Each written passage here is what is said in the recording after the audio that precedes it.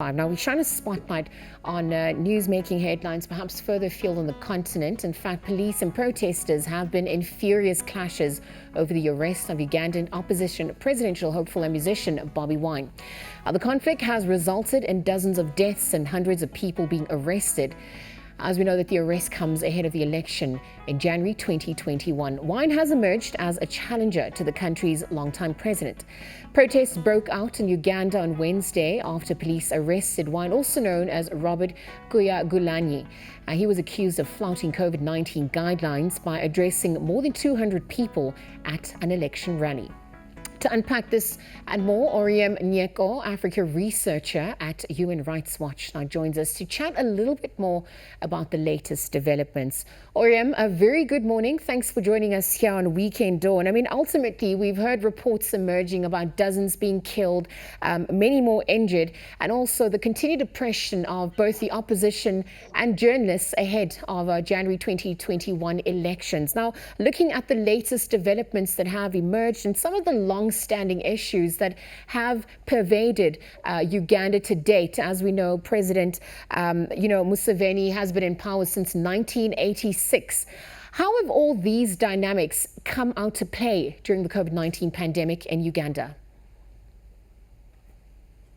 Well, I think that the COVID-19 pandemic has really just exacerbated a lot of existing issues that we had in Uganda, especially regarding the oppression of critics, of people who are on the other side of the government's policies or politics. And so, as you mentioned, there's been a lot of repression against the political opposition, particularly now at this time as we are in the height of campaign season for the general elections that are forthcoming. We've seen opposition members literally arrested on a daily basis, particularly last week with the arrest of Chagulanyi and another opposition member called Patrick Amuriat, and just high-handedness by the security forces in enforcing the regulations, using tear gas to disperse crowds and arresting people. It's been very problematic. There have also been concerns about the Electoral Commission guidelines that had been issued. I mean, we've heard, terms such as scientific elections being dubbed and perhaps utilized during this season of electioneering. But when we look at what those guidelines actually stipulate, they're allowed to, opposition and those campaigning are allowed to use media outlets. But as we know, there are concerns about biasness related to ownership and fairness in coverage. So when we look at the scientific elections, as it's been dubbed, I mean, how has this undermined the integrity of the upcoming elections and also the fairness process for those who are campaigning? Well, I mean, the intentions are obviously good. The point is to prevent COVID-19 from spreading. So the idea is that anybody who is campaigning should use the media instead of gathering large crowds, because as we know, large crowds and people being in close proximity to one another is how this disease spreads. But what we are seeing is not the government actually intending to enforce these regulations in order to prevent the disease being spread. Where you're seeing the authorities using it as an excuse to violate people's rights. And this isn't just happening now. This happened since the beginning of the lockdown in March, where the security forces beat people for allegedly not complying with the rules, or arrested them and detained them, large groups of them in small spaces, which is obviously the opposite of the actions that they should be taking to spread to prevent the spread of the disease. And now, at this particular point in time, as we're gearing up for the general elections, they're using it as an excuse to repress the opposition. As I said, last week in particular was sort of the height of it, where they arrested two very key figures in the presidential race because they supposedly hadn't complied with those regulations. So it's a farce. So just before we get to those two prominent arrests, I mean, I ultimately want to look at, earning public trust, also maintaining the integrity of democracy and the possibility of a political change. I mean, as we know, President Museveni has been in power since 1986. What do those options look like as it stands, given the escalation in violence? Well, number one, I'm not a political commentator, but I mean it's very obvious that we have a large uh, we have an opposition figure in Chagulani, also known as Bobi Wine, who is young, who has a large following, and who has borne the brunt of quite a large amount of repression, not even just now, in the past 2-3 years. I think that's the context in which we're in. We have a very long-standing president who's running again for a further term, and a very young population plus a very young contender who has faced a number of abuses.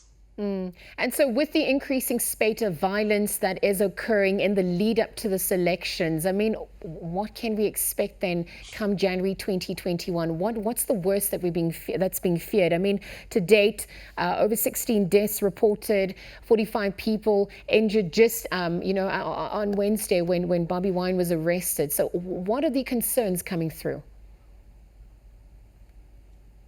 Unfortunately, we're in very scary times. That number 16 was an early number that was actually, all of this took place last week, not this past week, not this Wednesday, the week before that.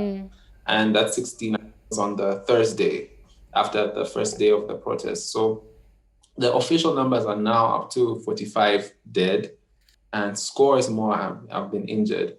And obviously, that's a disaster. That's a tragedy. The number of people dying, really for no reason, and it's a scary sign because this is very early in the campaign season. Elections are scheduled for January 14th, and if things go along these lines in the course of the campaign season, then it's going to be a disaster for Uganda. So things have to change, obviously, and the government has to change its approach, particularly to the way it handles opposition and protests and the general public as a whole.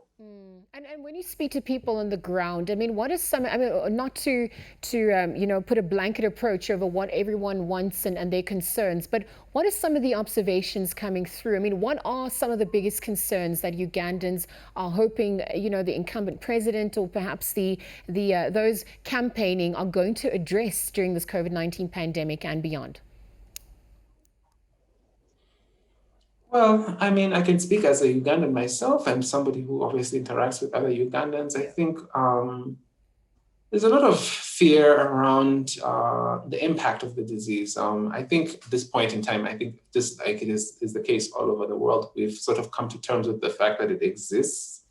But then there's sort of other things, other aspects of the disease that affect our lives, our livelihoods, our ability to work, the ability for us to send our children to school.